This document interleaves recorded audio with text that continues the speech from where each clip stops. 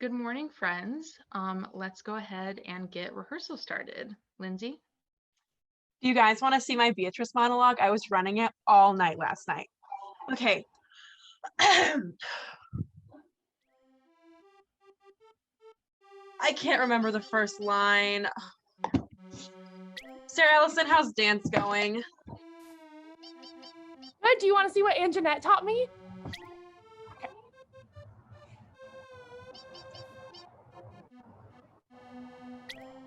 Oh, I can't even remember the first movement. Kylie Kale, do you have anything? I think I got something. I don't think this is going very well. Guys, can we talk? My costumes look terrible. Okay, hold.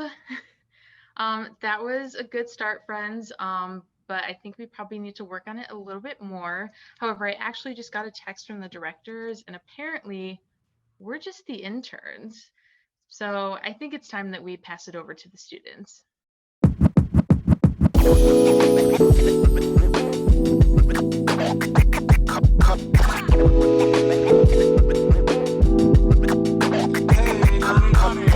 Much ado about. Much ado about. Much ado about. Nothing. Much ado about. Much ado about. Much ado about. Nothing. Much ado about. Much ado about. Much ado about. Nothing. Much ado about. Much ado about. Much ado about. Nothing. Do about nothing. You know it's true. Fine grooms and very ladies just waiting for a boo. We got morals, fights, and attempts on lives. An evil half brother with nefarious rhymes. Beatrice and Benedick sitting in a tree. Like KISS or NOT. Eternally engaged in a battle of wit. We'll make these two smooth talkers be hypocrites. In Fantasina, where we lay our scheme. Old man Leonardo's living the dream. Got his daughter hero head over heels. With a young upstart who's lost in his fields. Conversing with princes, counts and soldiers. Swear he's got a lot of weight on his shoulders. So much could go wrong, but will love pull through? Tune in and find out in Much Ado. Send word to thy mother.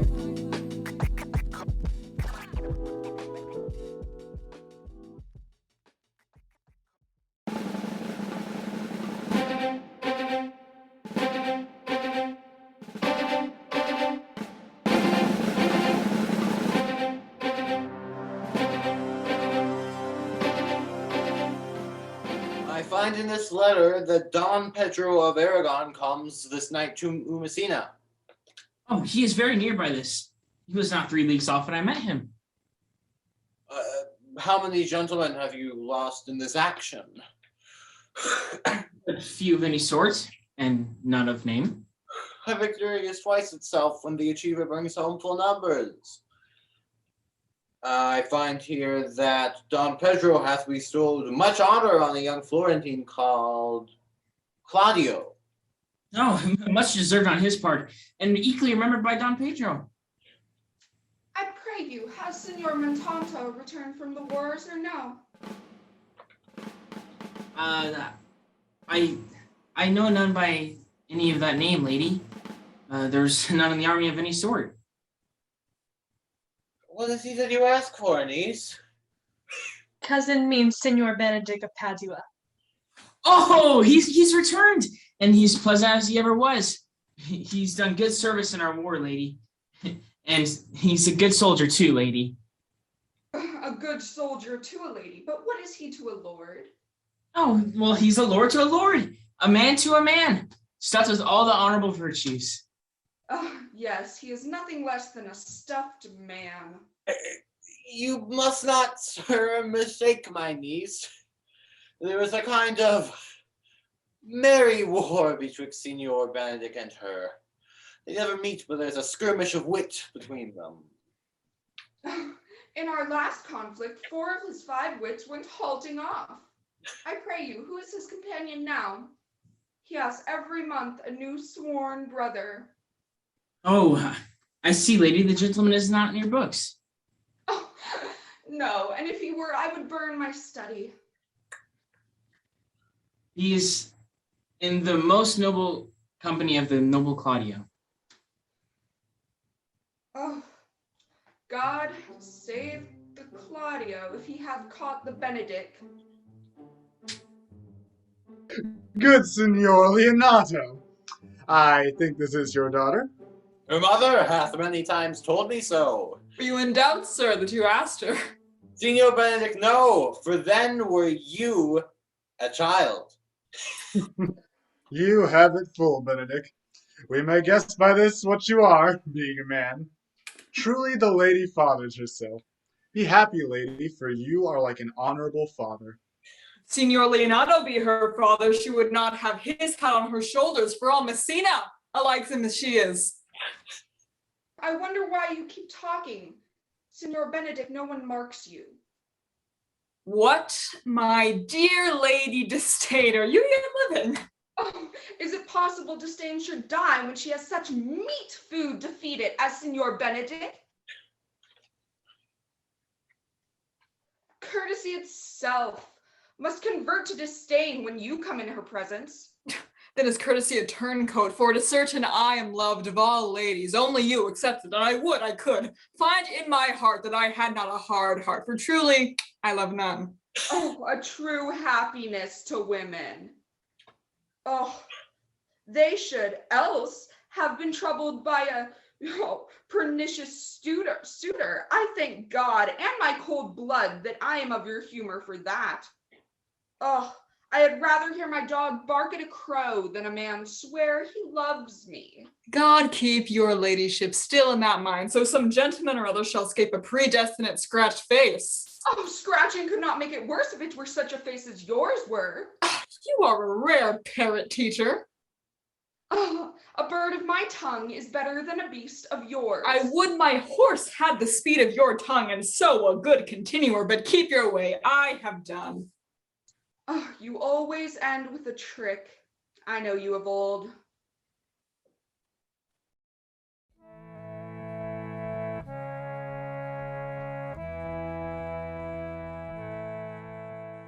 Why do we verbally spar with others? I think we verbally spar with people whose company we enjoy maybe a little bit more than we're willing to let on, so we can keep up that facade. And, then again, sometimes we do enjoy the thrill of the hunt, per se. But do we really enjoy sparring? I believe we do, because we get to sort of spend time with friends or family figures, sort of like having a conversation with them or just spending time in general. So sparring, does that occur in person or on social media, and what's the difference? I'm pretty underqualified to answer this question because I try to stay off of social media as much as possible. Now, does that make me better than everybody else? Yeah, I think it does. Well, I'd say that with the advent of the quarantine, people have been sparring on social media much more often than in real life. The main difference between the two mediums is the use of text to convey thoughts and feelings rather than spoken words, giving you more time to plan your attack, so to speak, but also forcing you to be more engaged and on guard in the process, as the things you say can be easily misread due to the textual tones.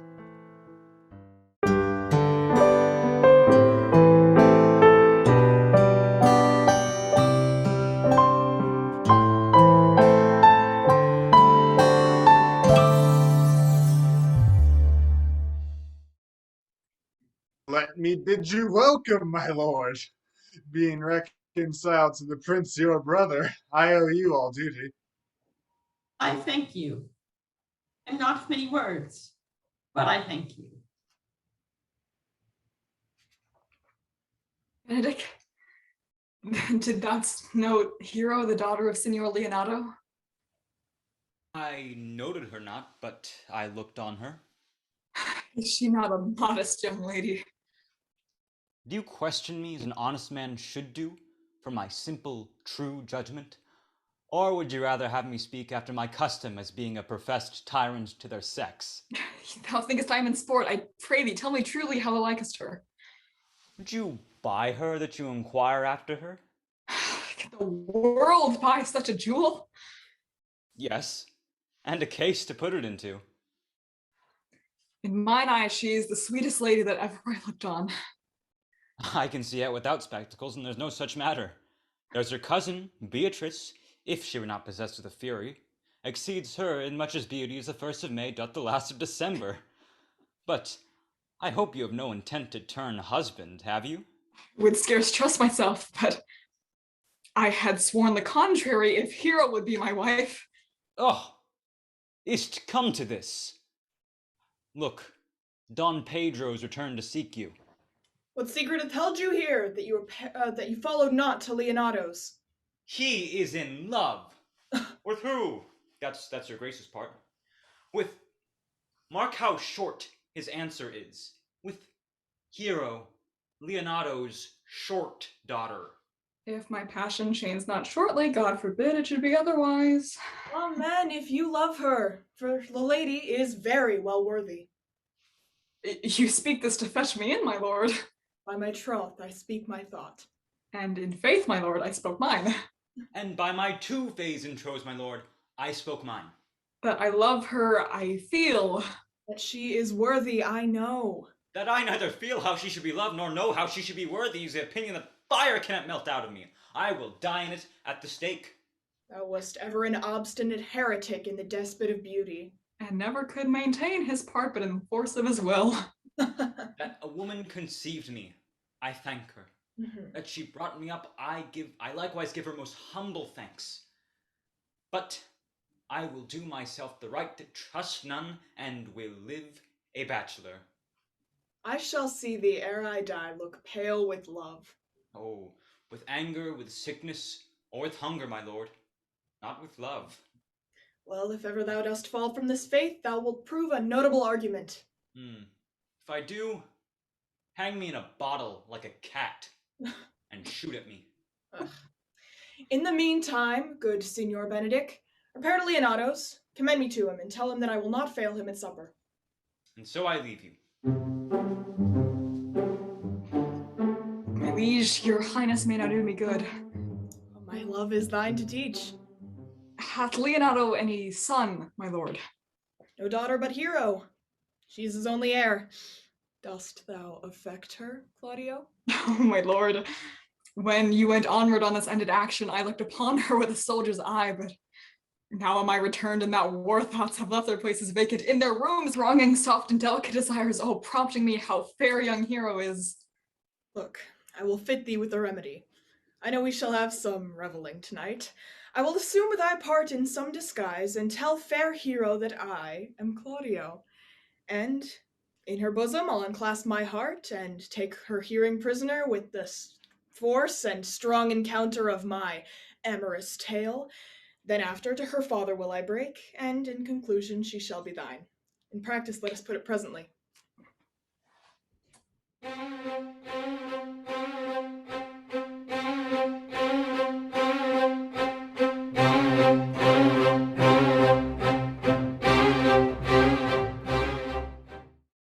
What the good year, my lord? Why are you thus out of measure sad? There is no measure in the occasion that breeds, therefore the sadness is without limit. You should hear reason. I cannot hide what I am. I must be sad when I have cause and smile at no man's jests. Eat when I have stomach and wait for no man's leisure. Sleep when I am drowsy and tend on no man's business. Laugh when I am merry and claw no man in its humor. Yea, but you must not make the full show of this. You have late stood out against your brother, and he hath ta'en you into his new grace. I'd rather be a canker in a hedge than a rose in his grace. Though it cannot be said to be a flattering, honest man. But it must not be denied, but I am a plain dealing villain, I am trusted with a muzzle and enfranchised with a clog. Therefore, I have decreed not to sing in my cage. If I had my mouth, I would bite. If I had my liberty, I would do my liking. In the meantime, let me be what I am, a plain dealing villain, and seek not to alter me. Who comes here? What news, Borachio? I come yonder from a great supper. The prince, your brother, is royally entertained by Leonato, and I can give you intelligence of an intended marriage. Will it serve for any model to build mischief on? Mary is your brother's right hand. Who? The most exquisite Claudio. Even he. A proper squire. And who? Which way looks he? Mary on hero, the other dare of Leonardo. Very forward march chick. How came you to this? Being entertained for a perfumer, as I was smoking a musty room, comes me the prince and Claudio hand in hand in sad conference. I wished me behind the arras, and there heard it agreed upon that the prince should rule hero for himself, and having obtained her, give her to Count Claudio. Come, let us thither. This may prove food to my displeasure. If I can cross him any way, I bless myself every way. You're both sure, and you will assist me? To the death, my lord. Let us to the great supper.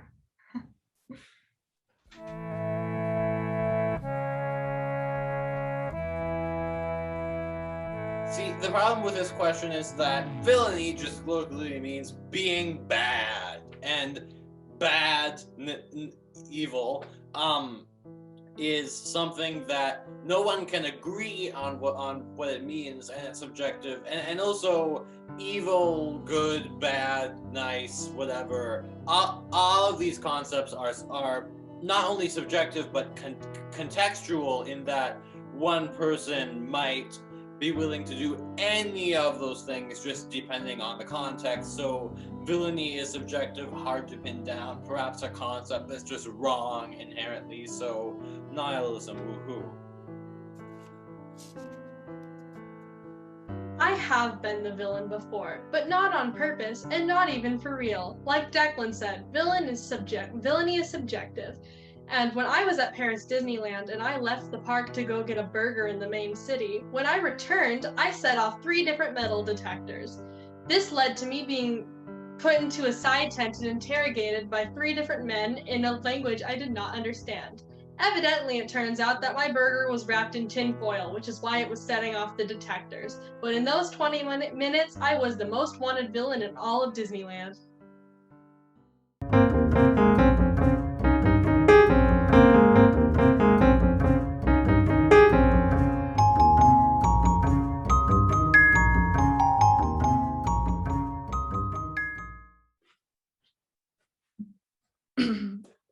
Was Count John not here at supper?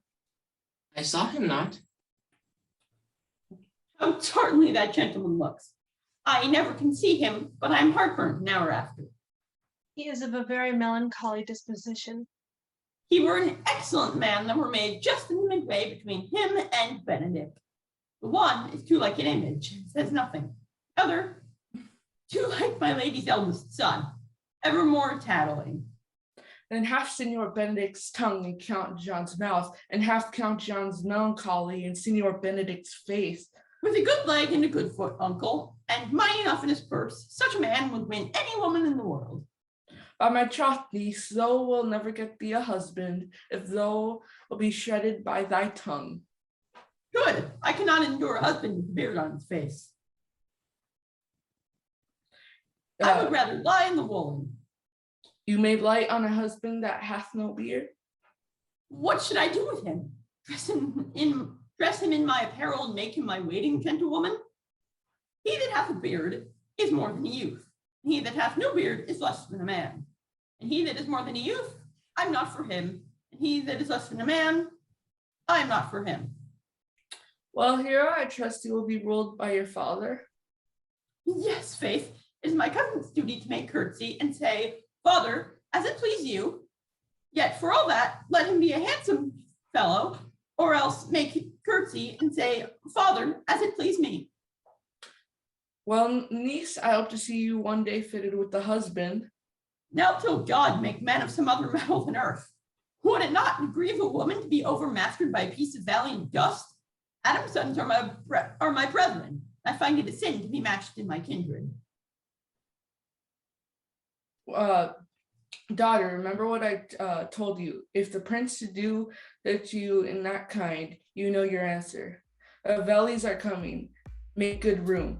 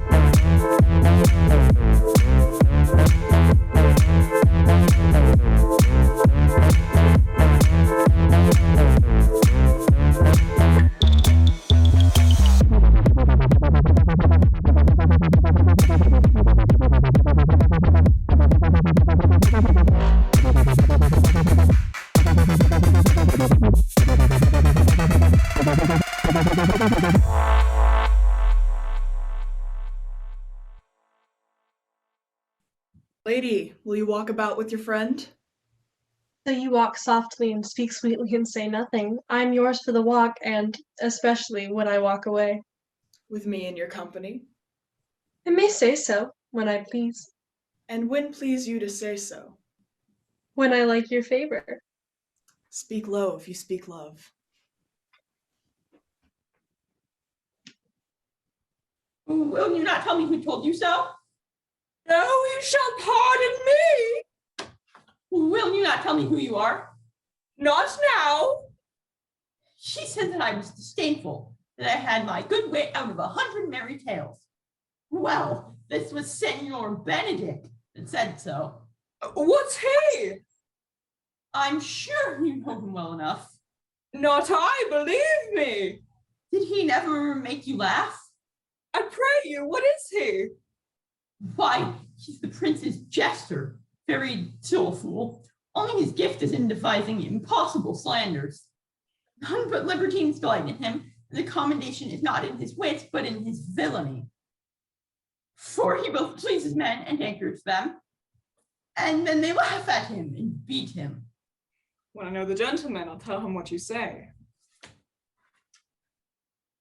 For my brother is amorous on Hero, and hath withdrawn her father to break with him about it. The ladies follow her, and but one visor remains. And that is Claudio. I know him by his bearing. Signor, are not you Signor Benedick? You know me well. I am Signor Benedick. Signor, you are very near my brother Don Pedro in his love. He is enamored on Hero. I pray you, dissuade him from her. She is of no equal for his birth. You may do the part of an honest man in it. How know you Don Pedro loves her? I heard him swear his affection. So did I too, and he swore he would marry her tonight. Come, let us to the banquet.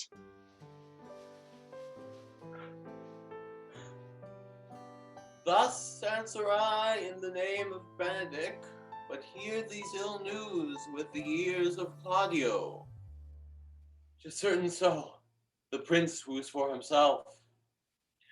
Friendship is constant in all things, save in the office and affairs of love. Let every eye negotiate for itself, and trust no agent. For beauty is a witch against whose faith charms melteth into blood. Farewell, therefore, Hero. Count Claudio! Yea, the same. What fashion will you wear the garland of? You must wear it one way, for the prince hath got your hero. I wish him joy of her. Did you not think the prince would have served you thus? I pray you leave me. Oh, now you strike like the blind man. 'Twas the boy that stole your meat, and you'll beat the post. It will not be, I'll leave you. Alas, poor hurt fowl. Now only creep into the sedges.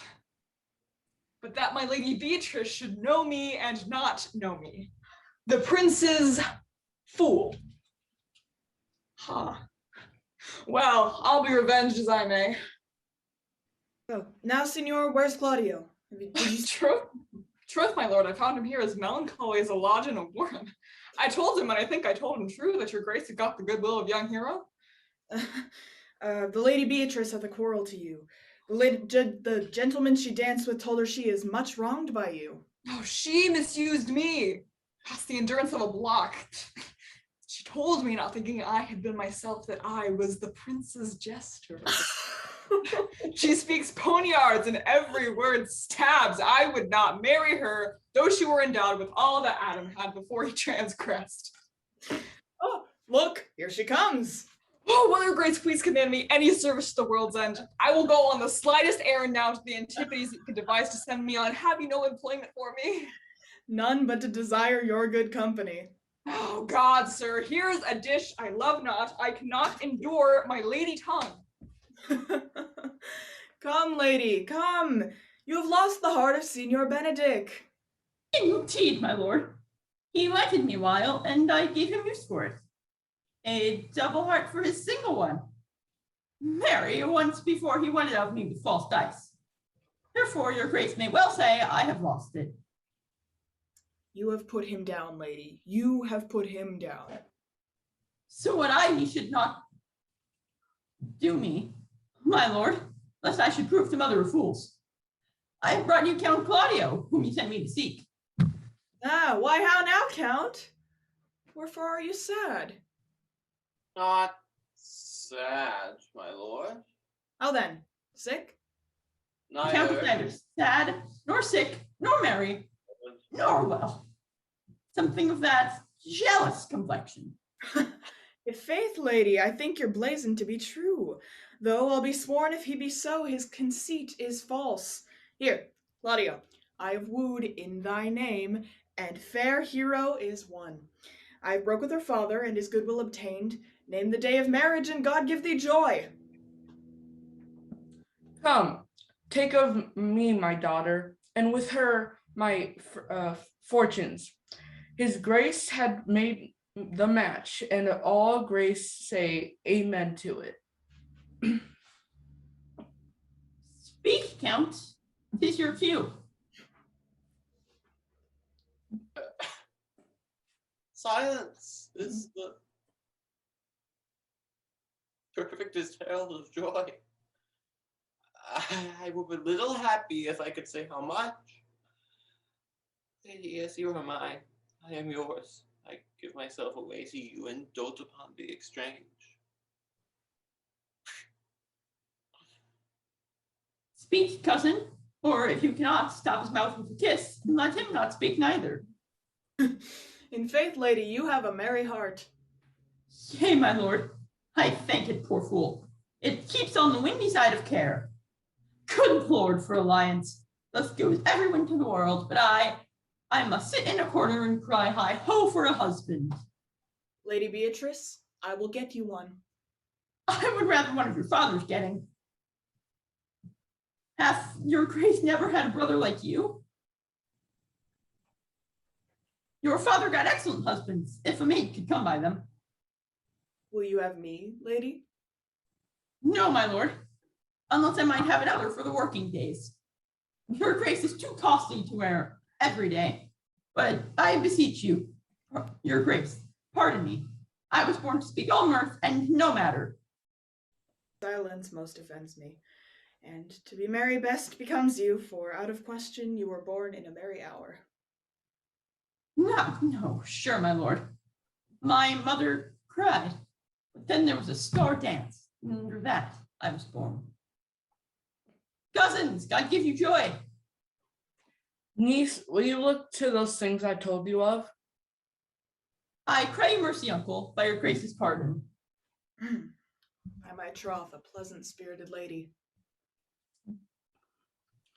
There is little of the melancholy element in her, my lord. She is never sad, but when she sleeps, and not ever sad then. For I have heard my daughter say she hath often dreamed of unhappiness, and waked up herself with laughing. I endure to hear tell of a husband. Oh, by my means. She mocks all her wooers out of suit. She were an excellent wife for Benedick. Oh, Lord, my lord, if they were but a week married, they would talk themselves to mad. Count Claudio, when mean you to go to church? Oh, tomorrow, my lord. Time go on crutches, to love have all his rights. Not till Monday, my dear son, which is hence just a 7 night, and time too brief to have all things answered my mind. Come, you shake the head, it's so long a breathing. I warn thee, Claudio, time shall not go dully by us. I will, in the interim, undertake one of Hercules' labors, which is to make Signor Benedick and the Lady Beatrice fall into a mountain of affection, the one with the other. I would fain have it a match if you three will but minister such assistance as I shall give you direction. My lord, I am for you, though it cost me 10 nights watching. And I, my lord. And you too, gentle hero? I will do any modest office, my lord, to help my cousin to a good husband. I will teach you how to humor your cousin, that she shall fall in love with Benedick.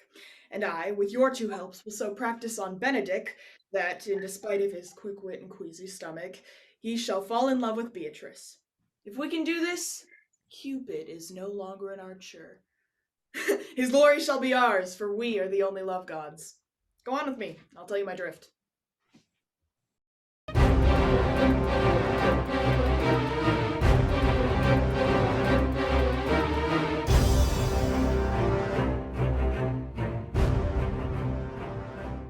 It is so. The Count Claudio shall marry the daughter of Leonato. Yea, my lord, but I can cross it. Any bar, any cross, any impediment will be medicinable to me.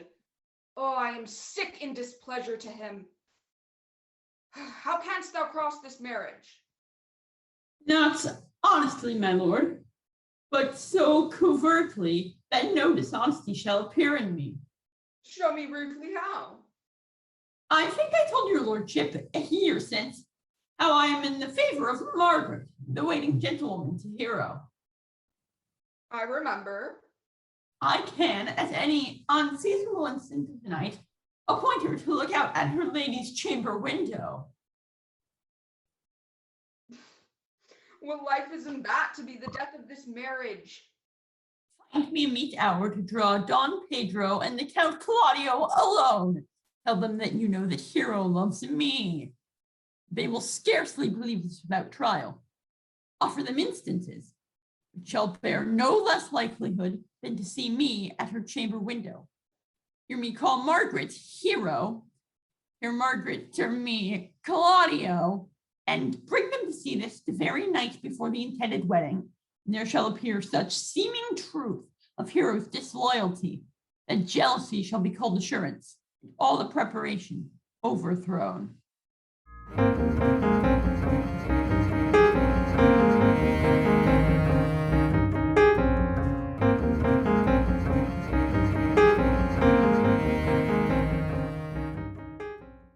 I do much wonder that one man, seeing how much another man is a fool when he dedicates his behaviors to love, will, after he hath laughed at such shallow follies in others, become the argument of his own scorn by falling in love. And such a man is Claudio. I have known when there was no music with him but the drum and the fife. And now had you rather hear the tabor and the pipe. I have known when he would have walked 10 miles afoot to see a good armor. And now will he lie 10 nights awake, carving the fashion of a new doublet. He was wont to speak plain and to the purpose, like an honest man and a soldier. And now is he turned orthography. His words are a very fantastical banquet, just so many strange dishes. May I be so converted and see with these eyes? I cannot tell, I think not. I'll not be sworn on it, but love may transform me to an oyster. But I'll take my oath on it. Till he hath made an oyster of me, he shall never make me such a fool. One woman is fair, yet I am well. Another wise, yet I am well. Another virtuous, yet I am well. But tell all graces be in one woman shall not come in my grace. Rich she shall be, that's certain. Wise, or I'll none. Fair, or I'll never look on her. Virtuous, or I'll never cheapen her. Mild, or come not near me. Noble, or not I for an angel. Of good discourse, an excellent musician.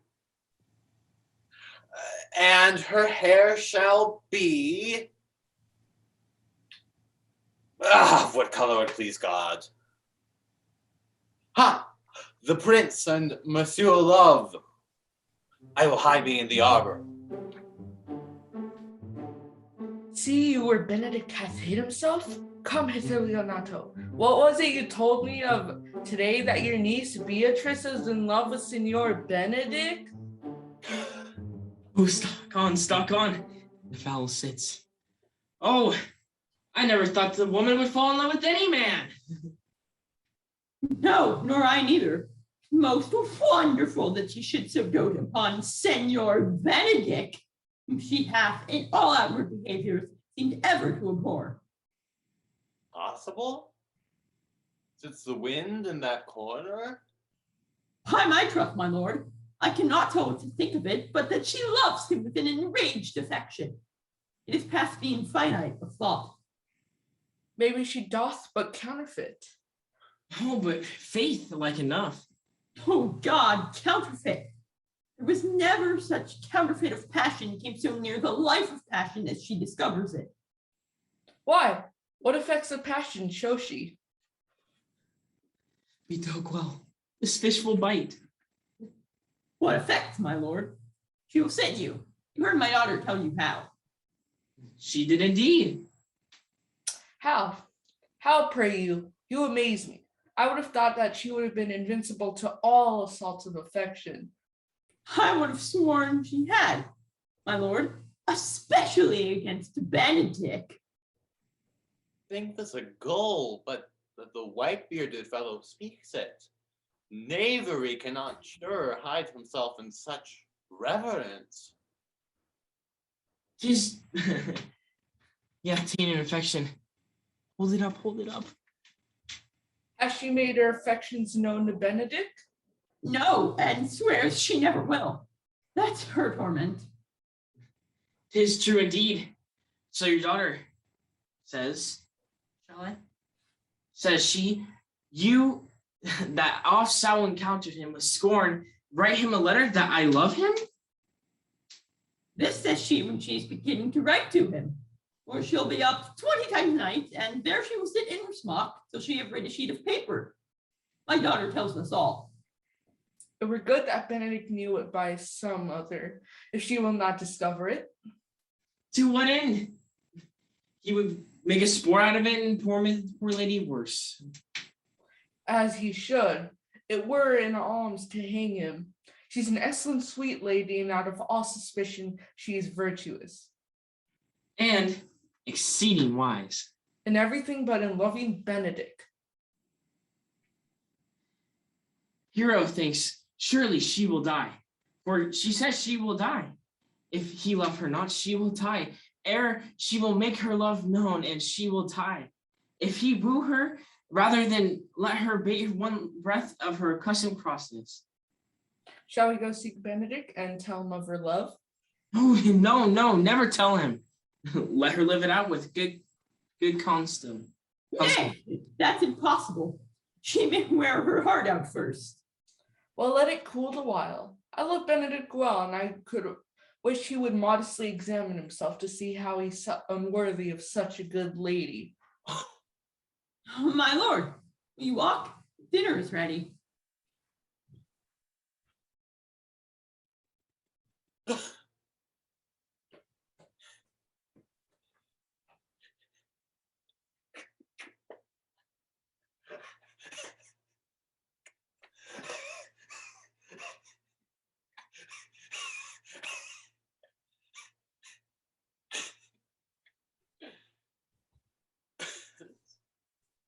This can't be no trick. The conference was sadly bore. They have the truth of this from Hero. They seem to pity the lady. It seems her affections have their full end.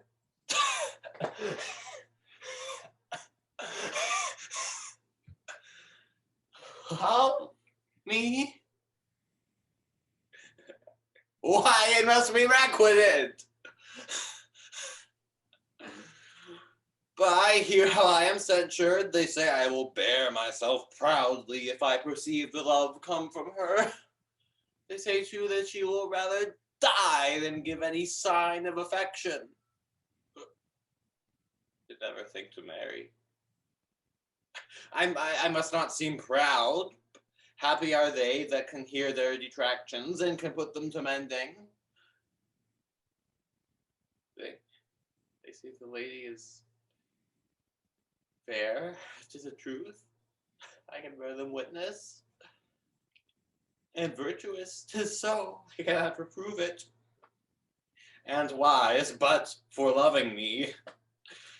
By my troth, there is no addition to her wit, nor no great argument in her folly, for I shall be horribly in love with her. I may chance have some odd quirks, and remnants of which broken on me, because I have railed so long against marriage. But doth not the appetite alter? A man loves to meet in his youth he cannot endure in his age. Shall these quips and sentences and paper bullets of the brain awe a man from the career of his humor? No. The world must be peopled. Well, I said I would die a bachelor. I did not think I should live till I were married.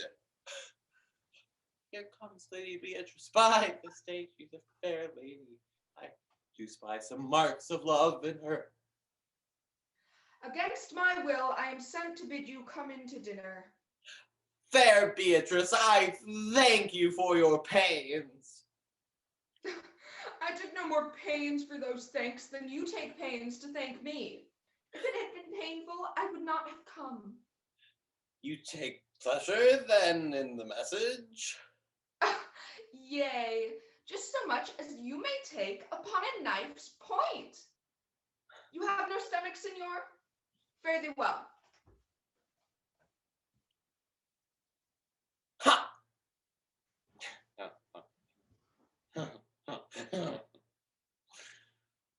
Against my will, I am sent to bid you come in to dinner. There's a double meaning in that. I took no more pains for those thanks than you took pains to thank me. That's as easy to say, any pains I take for you is as easy as thanks. If I do not love her, I am a villain. If I do not pity her, I am a brute. I will go get her picture.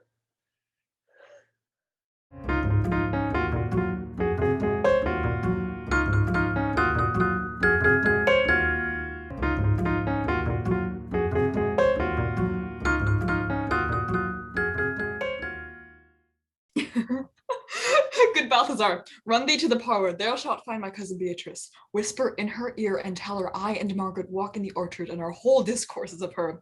Say that thou overheardst us, and bid her to steal in the pleach bower. There will she hide her. To listen to our purpose. This is thy office. Bear it thee well in it, and leave us alone. Now, Margaret, while Beatrice doth come, as we do trace this alley up and down, our talk must only be of Benedick. When I do name him, let it be thy part to praise him more than any man did merit. My talk must be how Benedick is sick in love with Beatrice. Now begin. For look where Beatrice like a lapwing runs close by the ground to hear our conference. Fear you not my part of the dialogue. Then we go near. No! Truly, Margaret, she's too disdainful. I know her spirits are as coy and wild as haggards of the rock. But are you sure that Benedick loves Beatrice so entirely? So says the prince and my new betrothed lord. And did they bid you tell her of it, madam? They didn't entreat me to acquaint her of it, but I persuaded them, if they loved Benedick, to wish him wrestle with affection and never let Beatrice know of it. Why did you so? Doth not the gentleman deserve as full as fortune as ever a bed Beatrice shall couch upon? Oh, God of love, I know he doth deserve as much may be yielded to a man. But nature never framed a woman's heart of prouder stuff than that of Beatrice. Disdain and scorn read sparkling in her eyes, misprizing what they look on, and her wit.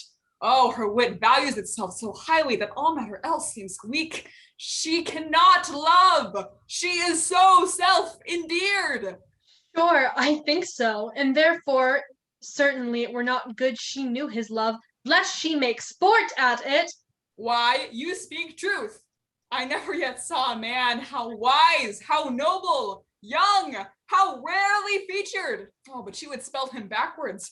If fair face, she would swear the gentleman meant to be her sister. If speaking, why a vein blown with all winds. If silent, why a block moved with none. So she turns every man the wrong side out, and never gives truth and virtue to what simpleness and marriage purchaseth. Sure, such carping is not commendable. Yet tell her of it. Hear what she will say. No, rather I will go to Benedick and counsel him to fight against his passion, and truly I'll devise some honest slander to stain my cousin with. One doth not know how much an ill word may empoison liking. Oh, do not do your cousin such a wrong. She cannot be so much without true judgment, having so swift and excellent a wit as she is prized to have, as to refuse as rare a gentleman as Signor Benedick. He is the only man in Italy. Always accepted my dear Claudio. I pray you, madam, be not angry with me, speaking my fancy. Signor Benedick, for shape, for bearing, argument, and valor, goes in report throughout Italy. Indeed, he hath an excellent good name. His excellence did earn it ere he had it. When are you married, madam? Why, every day. Tomorrow. Come. I'll show thee some attires. I have thy counsel, which is the best to furnish me tomorrow. She's limed, I warrant you. We have caught her, madam. If it proves so, the loving goes by haps. Some cupids kill with arrows, some with traps.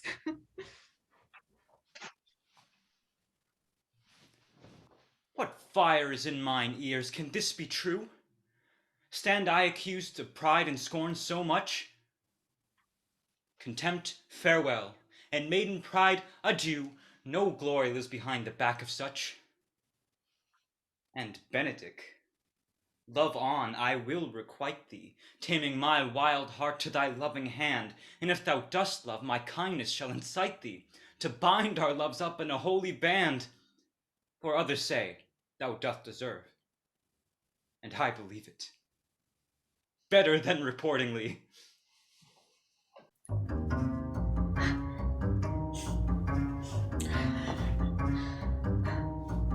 Beatrice, my dear, my love, have you fallen for me? Beatrice, I am bewitched, oh, what am I to do? Benedick, is this a trick? I never would have thought that. All this time your heart was mine, I never crossed my mind. Beatrice, my dear, could it be true that you adore me? Beatrice, my love, my muse, how could I be so blind? I've never been the brightest, but now I see it clearly, now my heart is set alight. Beatrice, Benedick, your love must be requited. I to I be mine, and I'll be yours to the end. Be mine and I'll be yours.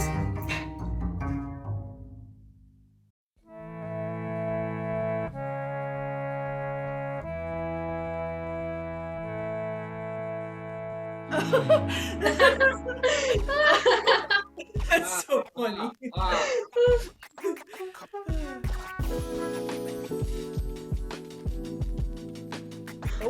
Oh.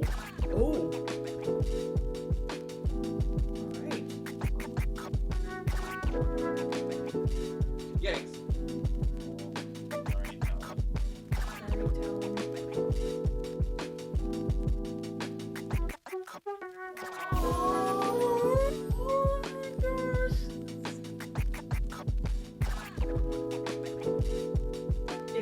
Oh, no. I don't wanna see that. I do not want to see that. Ugh.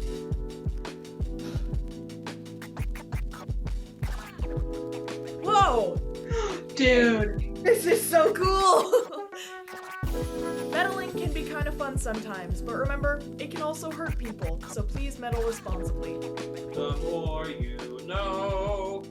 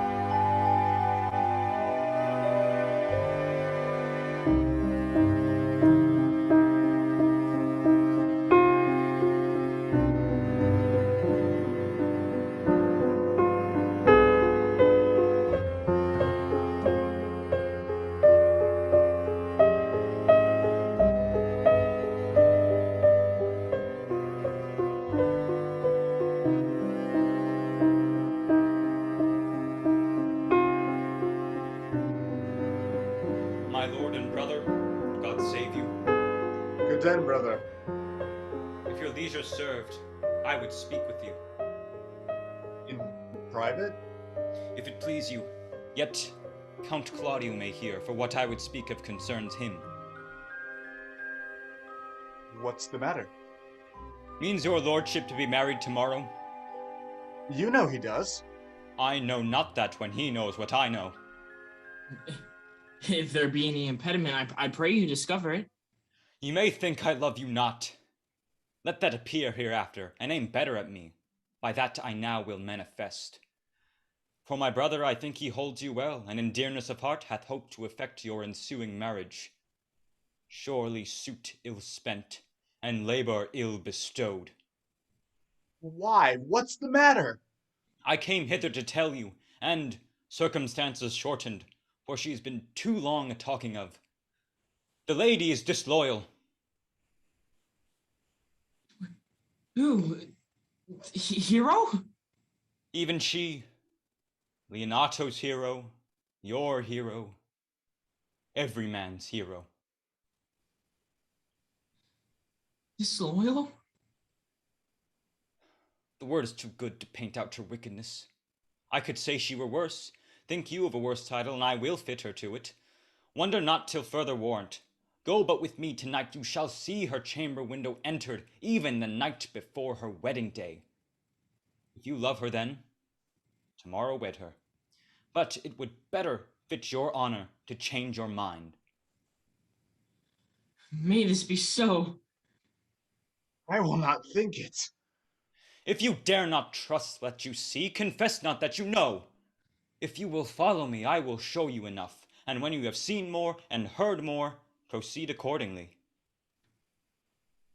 If I see anything tonight, why should I marry her tomorrow? In the congregation where I wed, I will shame her. And as I wooed for thee to obtain her, I will join with thee to disgrace her. I will disparage her no further till you are my witnesses.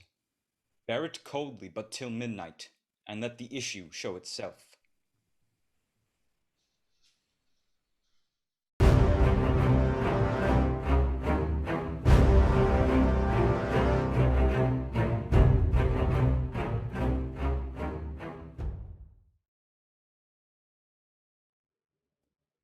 Hey, isn't Don John supposed to meet us here?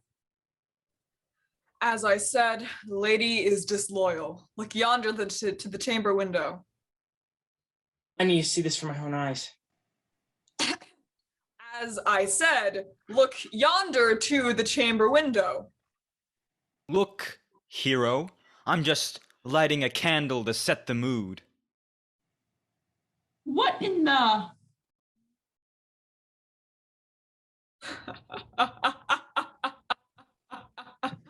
My scheme has worked.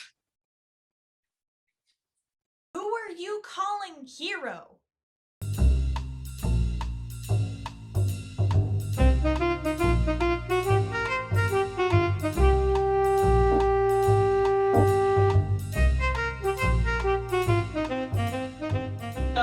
Treason, master? Let's stand close.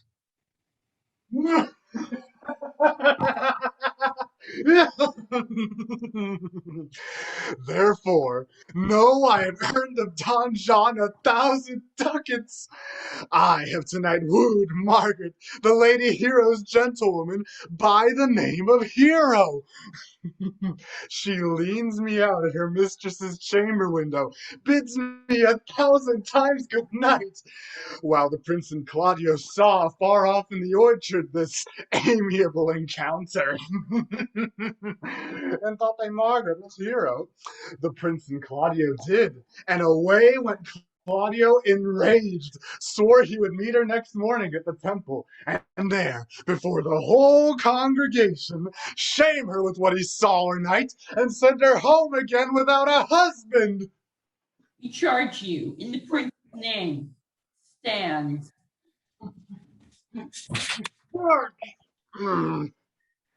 Call the right master's constable. We have recovered the most dangerous piece of lechery that was ever known in the Commonwealth. Please, masters. Never speak. We charge you. Let us obey you to go with us.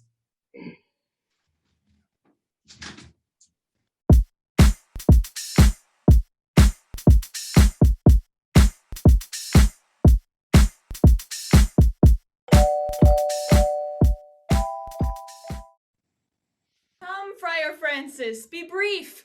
Only to the plain form of marriage, and you shall recount their particular duties afterwards.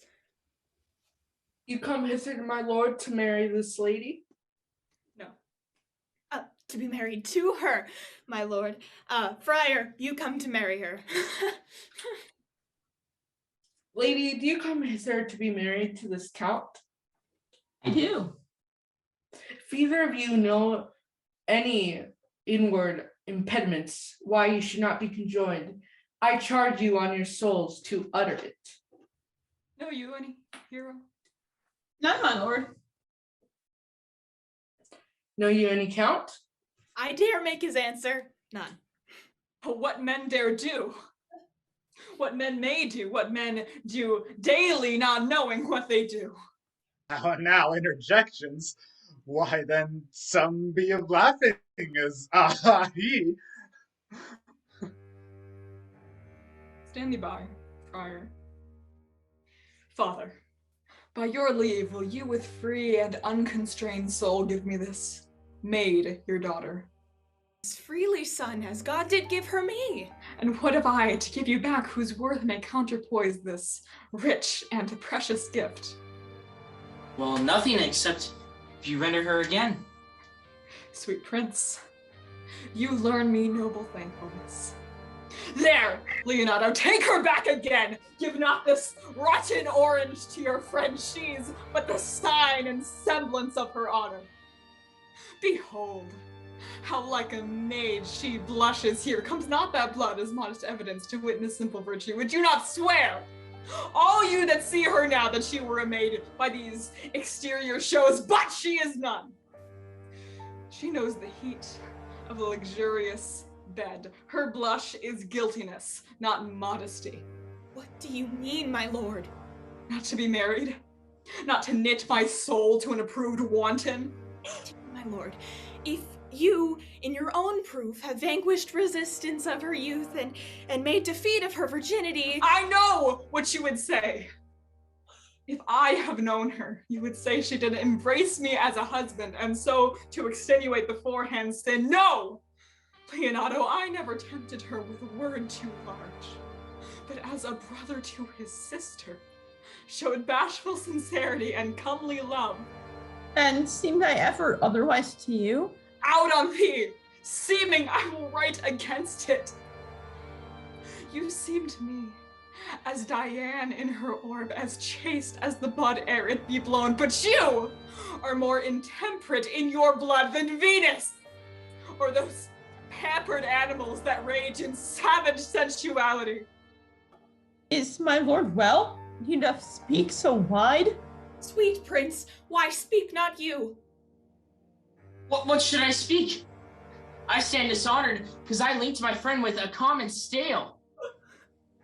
Are these things but spoken, or do I but dream?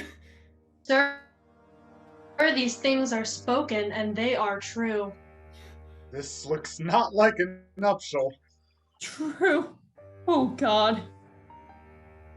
Leonardo, stand I here? Is this the prince? Is this the prince's brother? Is this face heroes? Are our eyes our own? Oh, this is so, but what of this, my lord? Let me move but one question to your daughter, and by that fatherly and kindly power you have in her, bid her to answer truly. I charge thee to do so, as thou art my child. Oh God, defend me! How am I beset? What kind of catechizing call you this? To make you answer truly to your name. Is it not Hero? Who can blot that name with any just reproach? Mary, that can Hero. Hero itself can blot out Hero's virtue. What man was talked with you yesternight betwixt the hours of 12 and 1? If you are a maid, answer to this. I talked with no man at that hour, my lord. Why then you are no maiden. Leonardo, I am sorry that you must hear. Upon my honor, myself, my brother, and this grieved count did see her, hear her at that hour last night.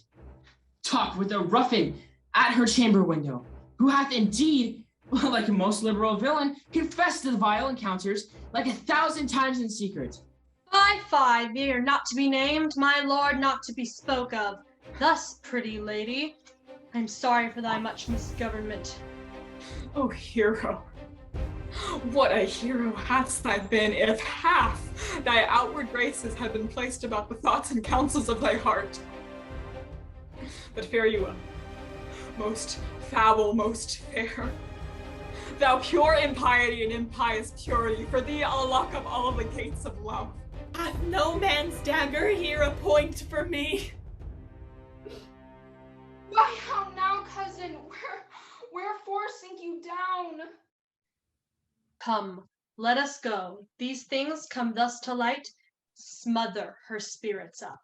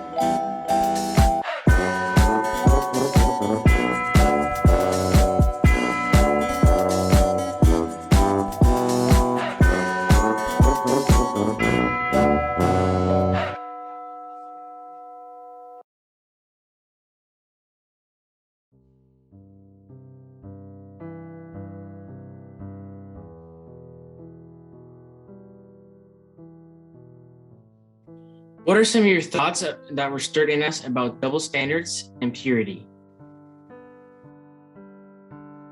We are not tainted. We are not broken. We are not alone. My blood is mine to give, not yours to take. An empty vase when flowers fade. What worth is in a used machine made for one purpose? But we are not machines. We are beautiful living beings day by day. You do not determine our worth. Our flowers are not our youth. We are powered by your hate. What alliances are encouraged or discouraged by families or trusted adults, like marriages, partnerships, friendships, and why? Love is fickle, love is fleeting, love kills quicker than the sword. Love leaves without a trace, a wrong time and a wrong place, and a beauty to be abhorred. Lovers take hands, take arms and take commands, a battlefield drenched full in white and red. Some games consist of plots men fix, of two affairs and warmer beds.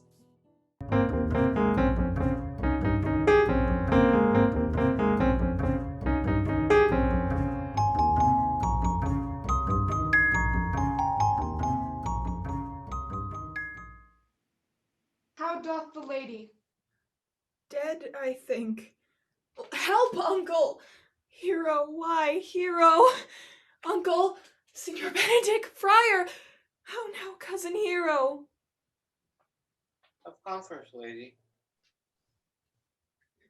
Dost thou look up?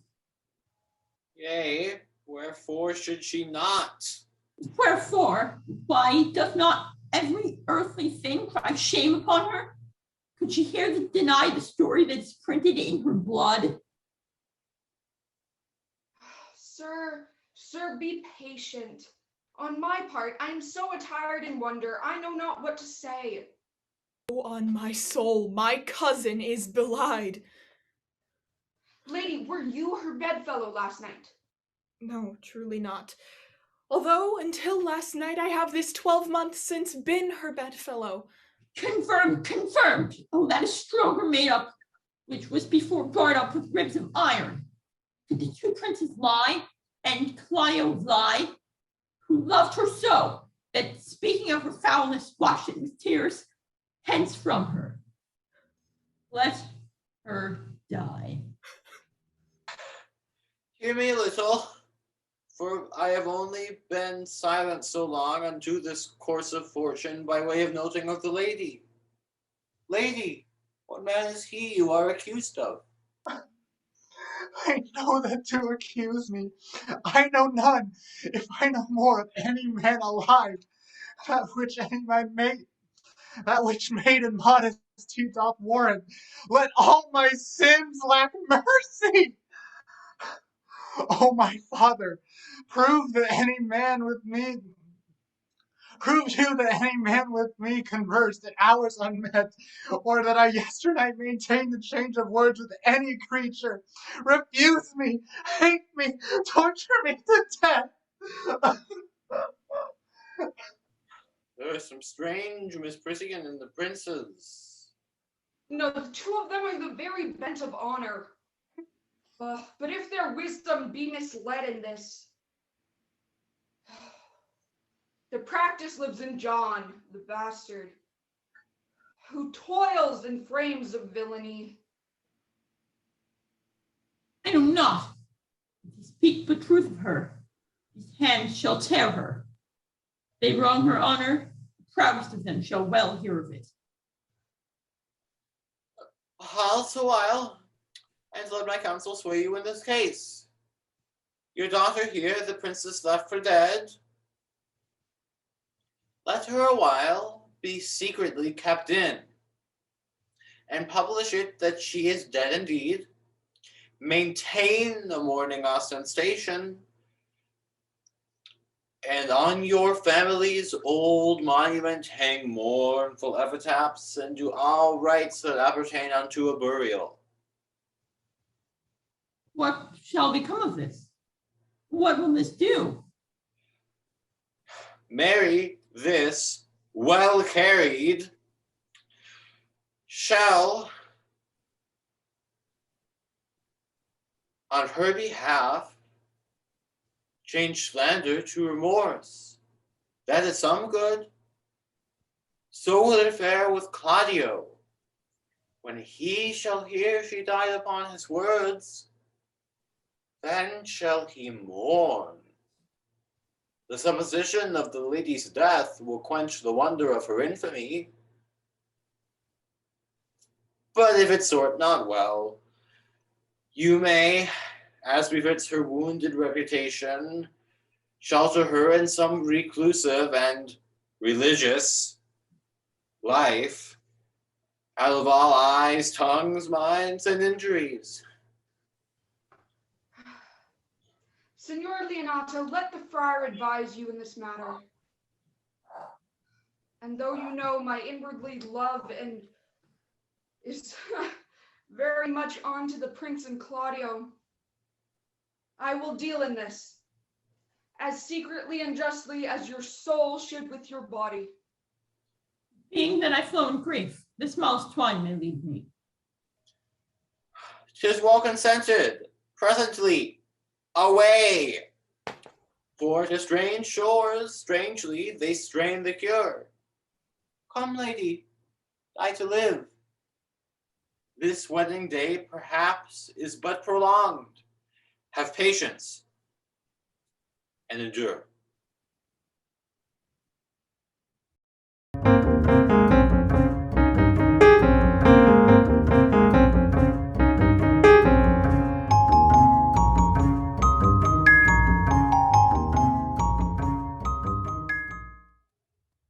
Lady Beatrice, have you wept all this while?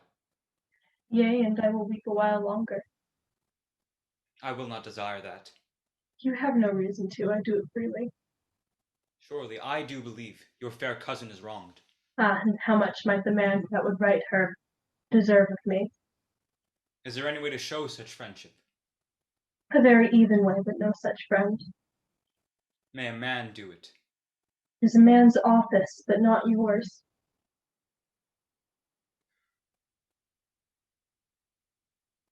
I do love nothing in the world so well as you. Is not that strange? As strange as the thing I know not. It were possible for me to say I loved nothing so well as you, but believe me not, and yet I lie not. I confess nothing, nor I deny nothing. I am sorry for my cousin. By my sword, Beatrice, thou lovest me. Do not swear and eat it. I will swear by it, and I will make him eat it that says I love not you. Will you not eat your word? With no sauce that can be devised to it, I protest I love thee. Why then, God forgive me. What offense, sweet Beatrice? You stayed me in a happy hour. I was about to protest I loved you. And do it with all thy heart. I love you with so much in my heart that none is left to protest. Come, bid me do anything for thee.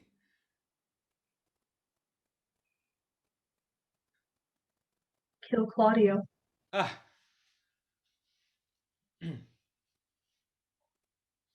Not for the wide world.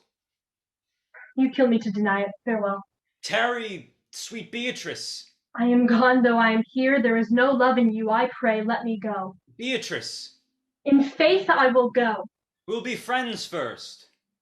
You dare easier be friends with me than fight with mine enemy? Is Claudio thine enemy? Is he not approved in the height a villain that hath slandered, scorned, dishonored my kinswoman? Oh, that I were a man, would bear her in hand until they come to take hands, and then, with public accusation, uncovered slander, unmitigated rancor, oh God, that I were a man, I would eat his heart in the marketplace. Hear me, Beatrice. Talk with a man out a window, a proper saying. Nay, but Beatrice. Sweet hero, she is wrong, she is slandered, she is undone. Beatrice. Princes and counties, surely a princely testimony, a goodly count, compact, a sweet gallant, surely.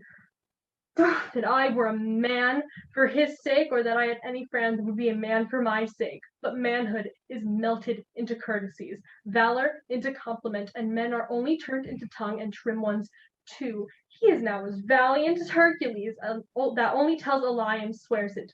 I cannot be a man with wishing, therefore I will die a woman with grieving. Tarry, good Beatrice. By this hand I love thee.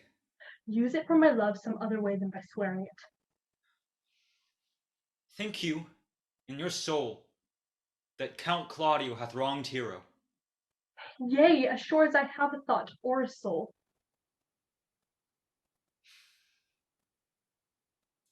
Enough. I am engaged. I will challenge him, I will kiss your hand, and so I leave you. By this hand, Claudio will render me a dear account. As you hear of me, so think of me. Go, comfort your cousin. I must say she is dead. And so farewell.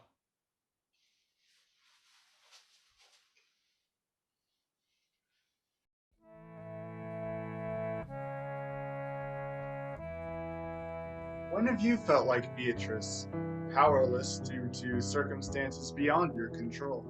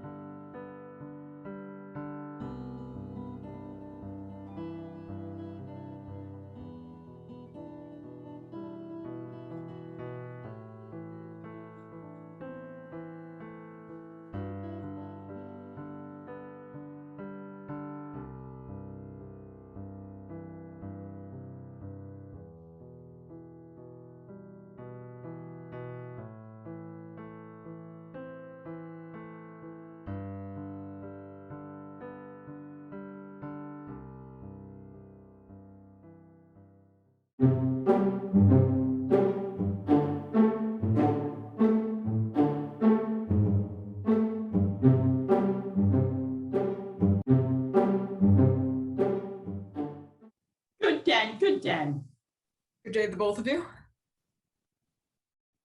Hear you, my lords. We have some haste, Leonato. Some haste, my lord. Well, fare you well, my lord. Are you so hasty now? Well, all is one. Nay, do not quarrel with us, good old man. If he could right himself with quarreling, some of us would lie low. Who wrongs him? Mary, thou dost wrong me, thou dissembler, thou. No, Claudio, to thy head, I say thou hast belied mine innocent child. Thy slander hath gone through and through her heart, and she lies buried with her ancestors. Oh, in a tomb where never scandal slept, save this of hers, framed by thy villainy. My villainy. Thine, Claudio. Thine, I say. You say not right, old man.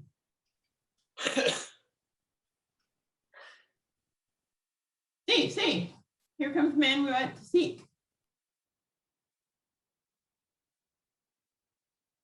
Good day, my lord. Shall I speak a word in your ear? God bless me from a challenge. You are a villain. I jest not. I will make it good how you dare, with what you dare, and when you dare. Do me right, or I will protest your cowardice.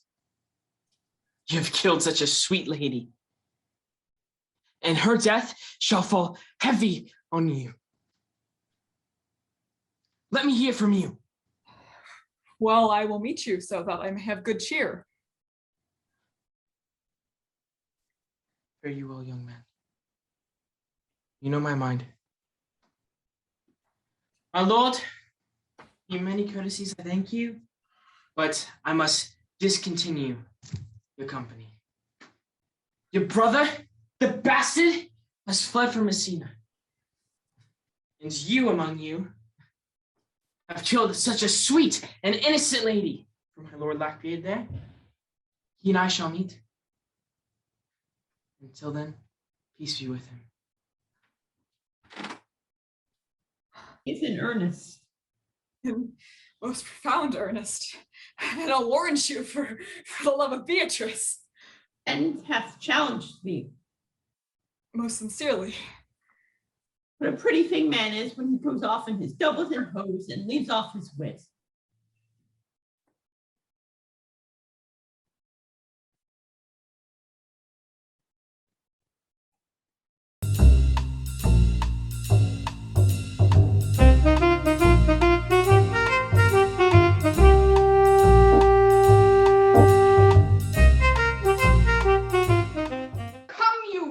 If justice cannot tame you, she shall ne'er weigh more reasons in her balance, nay. And if you be a cursing hypocrite once, you must be looked to. How now, how now? My brother's man, and Borachio bound? Hearken after his offense, my lord. Officers, what offense have these men done? Oh, marry, sir, he has committed false report. Oh, moreover, he has spoken untruths. Oh, secondly, he has been a slander. Sixth and lastly, he has belied a lady and has verified unjust things. Oh, and to conclude, he is a lying knave. Firstly, I ask thee what he has done. Thirdly, I ask thee what's his offense. Sixth and lastly, why he is committed. And to conclude, what you lay to his charge. Rightly reasoned, and in his own division, and by my troth, there's one meaning well suited. Who have you offended, master, that you are thus bound to your answer? This learned constable is too cunning to be understood. What's your offense? Sweet prince, let me go no farther to mine answer. I have deceived even your very eyes. What your wisdoms could not discover, these shallow fools have brought to light, who in the night overheard me confessing to Conrad how Don John, your brother, incensed me to slander the lady hero, how you were brought into the orchard and saw me court Margaret in hero's garment, how you disgraced her when you should marry her. My villainy they have upon record, which I had rather seal with my death than commit over my shame once more. The lady is dead upon mine and my master's false accusation, and briefly, I desire nothing but the reward of a villain. Runs not this speech like iron through your blood? I have drunk poison while he uttered it. But did my brother set thee on to this? Yea, and paid me richly for the practice of it. He is composed and framed of treachery, and fled he is upon this villainy. Sweet hero, now thy image doth appear in the rare semblance I loved at first. Moreover, sir, which indeed is not under white or black, the plaintiff here, the offender, did call me an ass. I beseech you, let it be remembered in his punishment. Where I thank thee for thy care and honest pains. Oh, your worship speaks like a most thankful and revered youth, and I praise God for you. There's for thy pains. Oh, God save the foundation. Go, take away thy prisoner, and I thank thee. I leave an arrant knave with your worship, which I beseech your worship to correct yourself for the example of others. Oh, God, keep your worship. I wish your worship well. God save and restore your health. Oh, I humbly give you leave to depart. But if merry meeting shall be wished, God prohibit it. Neighbor, come, take away the plaintiff. By this time, our sexton has reformed Signor Leonardo of the matter. Oh, and masters, when time and place shall serve, do not forget to specify that I am an ass. Thank you, princes, for my daughter's death. Record it with your high and worthy deeds. 'Twas bravely done, if you bethink you of it. I know not how to pray your patience, yet I must speak. Choose your revenge yourself. Impose me to what penance your invention can lay upon my sin, yet sinned I not but in mistaking. And by my soul, nor I. And yet, to satisfy this good old man, I will bend under any heavy weight he will enjoin me to. And I bid you bid my daughter live? That were impossible. But I pray you both. Possess the people in Messina hear how innocent she died, and if your love can labor aught in sad invention, hang her an epitaph upon her tomb, and sing it to her bones. Sing it tonight. Tomorrow morning come you to my house, and since you could not be my son-in-law, be yet my nephew. My brother hath a daughter, almost the copy of my child that's dead, and she alone is heir to both of us. Give her the right you should have given her cousin, and so dies my revenge. Sir, your overkindness doth wring tears from me. I do embrace your offer and dispose henceforth for poor Claudio. Tomorrow then, I will expect your coming. Tonight I take my leave. Until tomorrow morning, lords, farewell. Farewell, my lords. We look for you tomorrow. We will not fail. Night, I'll mourn with Hero.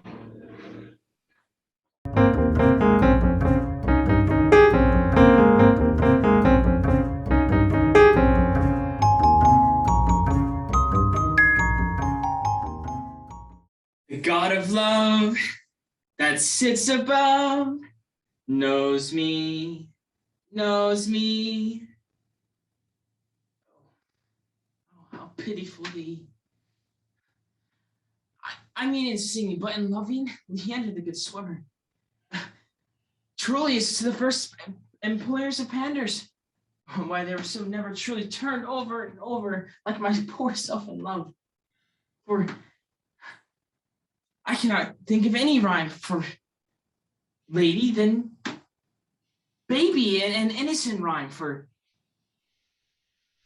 scorn. Horn, a hard rhyme for school. Fool, a babbling rhyme. Very ominous endings, but for I was not born on a rhyming planet, and I cannot woo in festival times.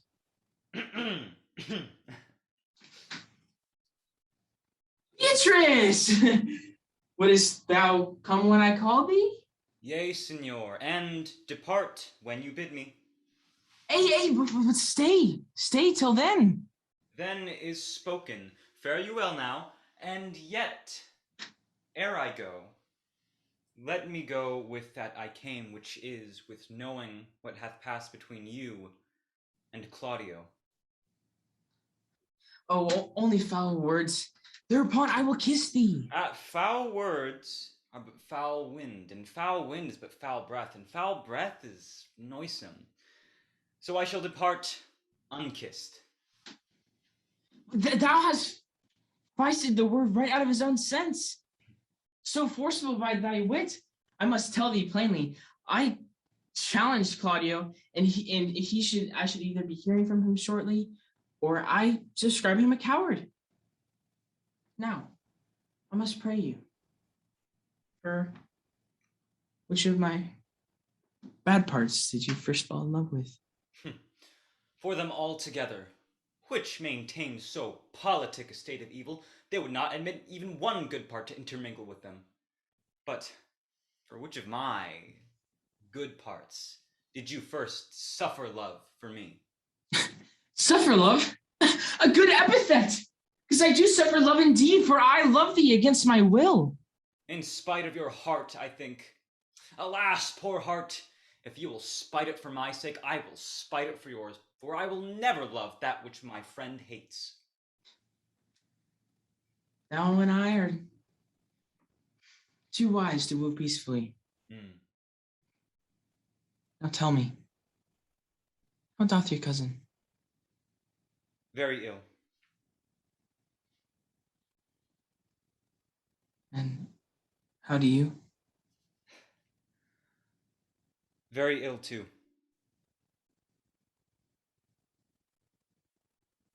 Serve God and mend. Serve God and love me and mend. And there I will leave you. I will live. I will live in thy heart, die in thy lap, and buried in thy eyes. For thee I will go with thee to thy uncle's.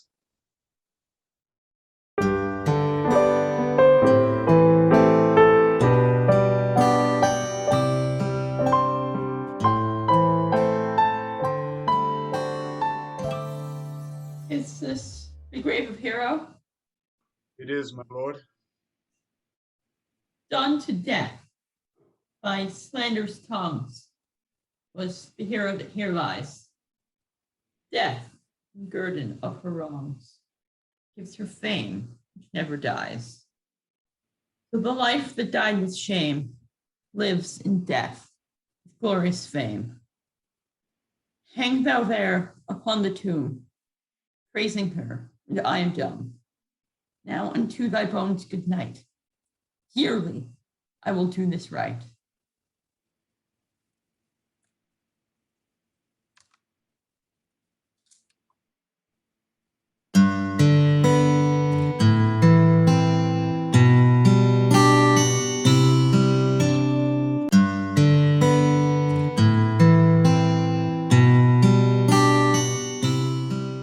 Did I not tell you she was innocent?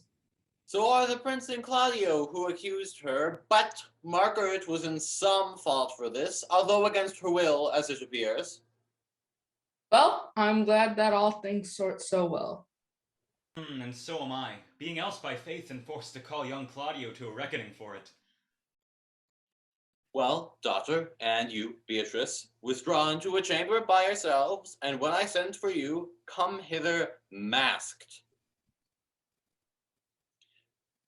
The prince and Claudio promised by this hour to visit me. You know your office, brother. You must be father to your brother's daughter and give her to young Claudio. And which I will do with confirmed countenance. Friar, I must entreat your pains, I think. To what, senor? To bind me. Or undo me. One of the two. Signor Leonardo, truth it is, good signor. Your niece regards me with an eye of favor. That I my daughter lent her, 'tis most true. And I do, with an eye of love, requite her. The sight of which I think you had from me, from Claudio and the prince. But what's your will? Your answer, sir, is enigmatical. For my will is your will, may stand with ours this day to be conjoined in the state of honorable marriage, in which, friar, I shall desire your help. My heart is with your liking. And my help. Here come the prince and Claudio.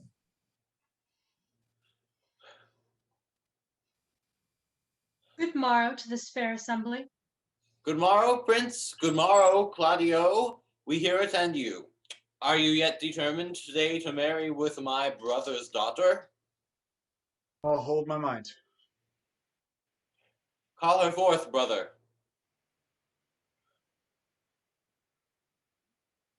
Which is the lady I must seize upon? The same as she, and I do give you her. Why then, she's mine. Sweet, let me see her face. No, that you shall not, till you take her hand before this friar and swear to marry her. Give me your hand before this holy friar. I am your husband, if you like of me.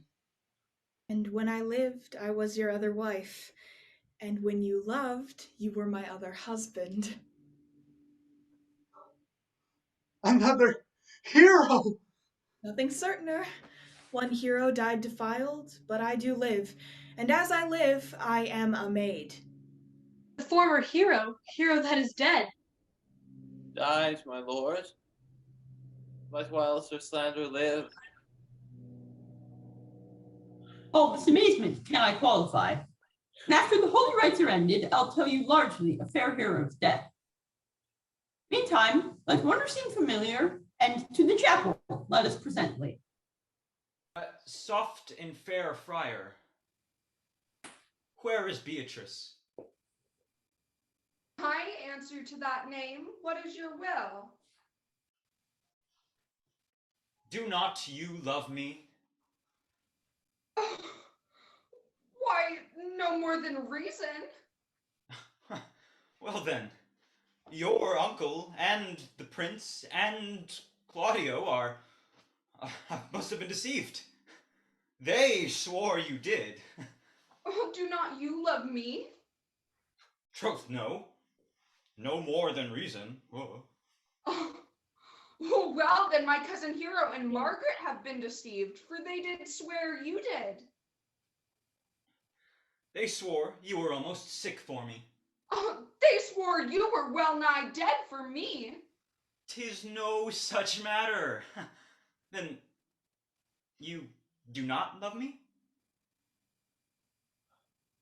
No, truly, but in friendly recompense. Come, cousin, I am sure you love the gentleman. And I'll be sworn upon he loves her. For here's a paper written in his hand, a halting sonnet of his own pure brain, fashioned to Beatrice. And here's another writ in my cousin's hand, stolen from her pocket, containing her affection unto Benedick. Miracle. Here's our hands against our hearts. Come, I will have thee, but by this light I take thee for pity. I would not deny you. By this good day, I yield upon great persuasion, and partly to save your life, for I was told you were in consumption. I will stop your mouth. How dost thou, Benedick, the married man? I'll tell thee what, Prince. A college of witcrackers cannot flout me out of my humor. And, in brief, since I do purpose to marry, I will think nothing to any purpose the world can say against it. Therefore, never flout at me for what I have said against it, for man is a giddy thing. This is my conclusion. For thy part, Claudio, I did think to have beaten thee, but in that thou art like to be my kinsman, live unbruised, and love my cousin. I had well hoped thou wouldst have denied, Beatrice, that I may have cudgeled thee out of thy single life to make thee a double dealer, which out of question thou wilt be if my cousin does not look exceedingly narrowly to thee. Oh, come, we are friends. Let's have a dance ere we are married, so that we may lighten our own spirits and our wives' heels. We'll have dancing afterward. First, of my word. Prince, thou art sad. Get thee a wife, get thee a wife. My lord, your brother John has taken flight and brought with armed men back to Messina. Think not on him till tomorrow. I'll devise the brave punishments for him. In the meantime, strike up, pipers! Strike up! Strike up, pipers!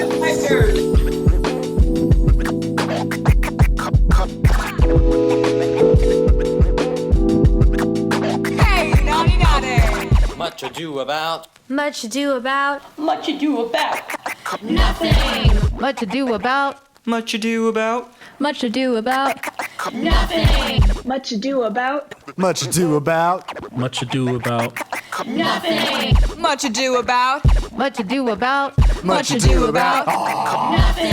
That's our story, you know it's true. Fine grooms and fair ladies now got their booze. We've had quarrels, fights, and attempts on lives. Now the evil half-brother will atone for his crimes. Beatrice and Benedick sitting in a tree in their KISSSING, eternally engaged in their battle of wits. We made these two smooth talkers turn hypocrites.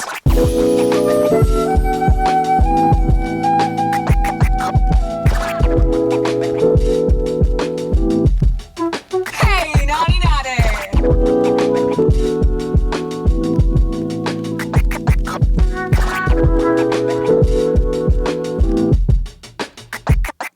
In fair Messina, we've laid our scheme, and Count Claudio's gonna live his dream. Got his darling hero head over heels. They're both young and in love and lost in their fields. Thus we end our tale in a romantic setting. All the best comedies end in double weddings. So much went wrong, but love pulled through. Thanks for tuning in on Much Ado. Much ado about. Much ado about. Much ado about. Nothing. Much ado about. Much ado about. Much ado about. Nothing. Much ado about. Much ado about. Much ado about. Nothing. Much ado about. Much ado about. Much ado about. Nothing.